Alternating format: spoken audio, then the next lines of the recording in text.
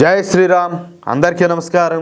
Welcome to news అఖండ. నేను మీ కస్తూరి శ్రీధర్. మిత్రులారా, మన దేశం చుట్టూరా కూడా మనకు 3 సముద్రాలు ఉన్నాయి. అవి ఒకటి వచ్చేసి బంగాళాఖాతం, అరేబియా సముద్రం, మూడోది వచ్చేసి హిందూ మహాసముద్రం. ఈ హిందూ మహాసముద్రంలో పెద్ద ఎత్తున ఈ వ్యాపార వాణిజ్యాలు అయితే జరుగుతూ ఉంటాయి. ప్రపంచంలో మరే సముద్రంలో జరగనంత వ్యాపారం మన హిందూ మహాసముద్రంలోనే జరుగుతూ ఉంటుంది. ప్రతి సంవత్సరం కూడా ఈ హిందూ మహాసముద్రంలో 50,000 నౌకలు, అదేవిధంగా వాణిజ్య నౌకలు అయితే ప్రయాణిస్తూ ఉంటాయి. వాటిలో చైనాకు చెందినటువంటి 20,000 నౌకలు హిందూ మహాసముద్రంలో ఎగుమతులు దిగుమతులు అయితే చేస్తూ ఉంటాయి. ఎన్ని?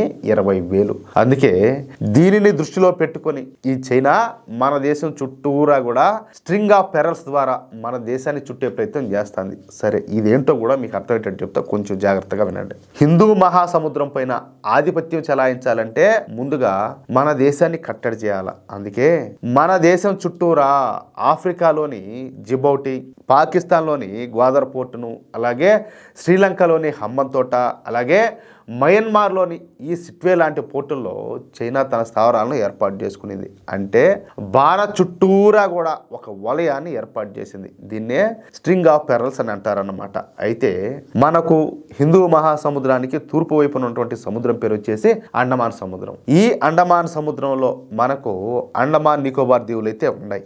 ఈ వాణిజ్య నౌకలు చైనాకు ఎగుమతులు దిగుమతులు చేయాలంటే ఈ వాణిజ్య నౌకలు మన అండమాన్ సముద్రం గుండా వెళ్లాల్సి ఉంటుంది అన్నమాట. అందుకే అప్పటి మన ప్రధానమంత్రి అయినటువంటి అటల్ బిహారీ వాజ్పేయి గారు ఈ అండమాన్ దీవుల్లో త్రై కమాండ్ అయితే ఏర్పాటు చేశారు. అంటే మన భారతీయ నేవీ, అదేవిధంగా ఆర్మీ, అలాగే ఎయిర్ ఫోర్స్ బలగాలకు ఈ అండమాన్ దీవుల్లో స్థావరాలను అయితే ఏర్పాటు చేశారు. చూడండి ఎంత ప్లానింగ్ లో, ఎంత అడ్వాన్స్డ్ గా ఉన్నాడు ఆయన వాజ్పేయి గారు. కానీ ఇప్పుడున్న పరిస్థితుల నేపథ్యంలో అది సరిపోవడం లే. ఎందుకంటే ఈ చైనీస్ నౌకలు ఎక్కువగా ఈ హిందూ మహాసముద్రంలోకి ప్రవేశించి ఆ తరువాత అరేబియా సముద్రంలోకి ప్రవేశించి పాకిస్తాన్కి అయితే చేరుకుంటున్నాయి. ఈ మార్గం ద్వారానే చైనా పాకిస్తాన్ కు వివిధ రకాలైనటువంటి ఆయుధాలను, ఆయుధ వ్యవస్థలను, మందుగుండును, మిసైల్స్ ను సరఫరా చేస్తుంది. అయితే ఈ చైనీస్ నౌకలు మన దేశం చుట్టూరా తిరిగి మన లక్షద్వీపుల మీద నుంచి ప్రయాణం చేసి అవి పాకిస్తాన్కి అయితే చేరుకుంటున్నాయి. అదేవిధంగా ఈ పాకిస్తాన్ నౌకలు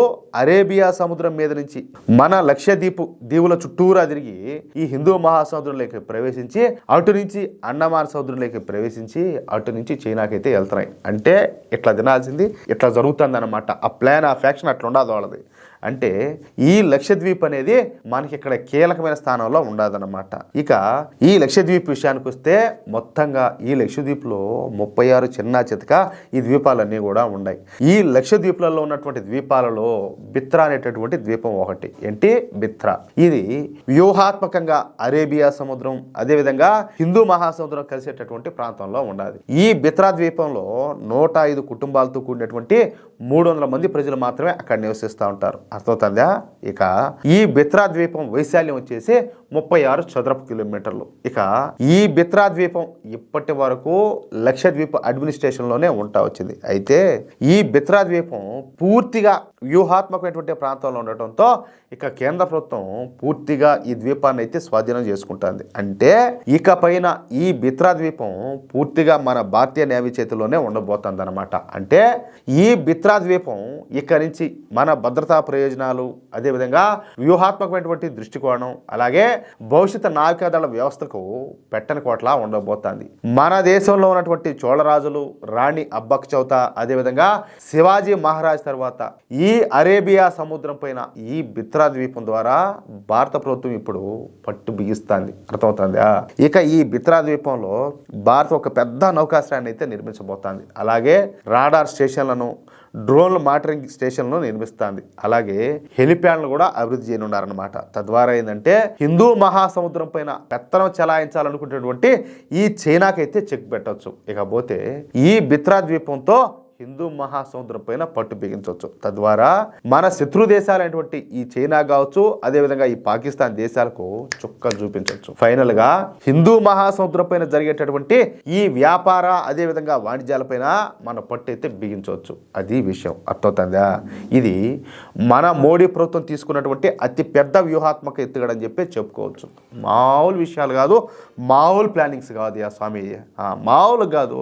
ఎవరిని ఎట్లా బ్లాక్ చేయాలా, ఎవరిని ఎక్కడ ఆపాలా, ఎవరిని ఎట్ట కంట్రోల్ చేయాలా, ఎవరిని ఎట్ట దెబ్బ కొట్టాలా, స్వామి అస్సలు అంచనాకే రావడంలే. ఈయన మోడీ గారు కావచ్చు, అమిత్ షా కావచ్చు, ఆ టీం కావచ్చు, వాళ్ళ పని చేస్తూ ఉంటే తీరు, ఆ కథ చూస్తూ ఉంటే ఒక్కోసారి నోరు ఎలబెట్టి చూడాల్సి వస్తుంది.